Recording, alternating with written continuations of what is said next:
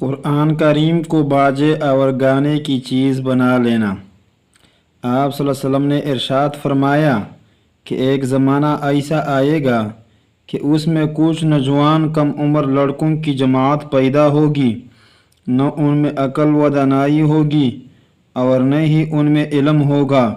وہ قرآن کریم کو باجا گانا کی طرح راگ کی آواز میں لوگوں کو سنائیں گے اور کھیل تماشا کی طرح دیکھنے اور سننے کے لیے لوگ جمع ہو جائیں گے۔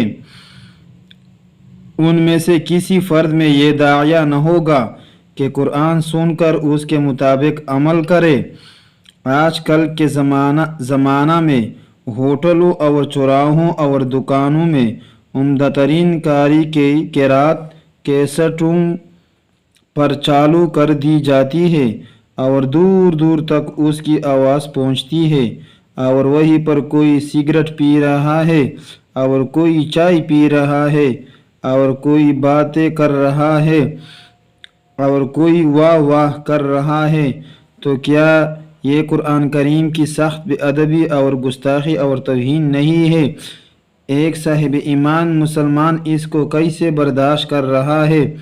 اسی لیے جناب رسالت مآب صلی اللہ علیہ وسلم نے ارشاد فرمایا کہ جب ایسا زمانہ آ جائے گا تو تمہارے لیے دنیا میں زندہ رہنے سے موت بہتر ہوگی۔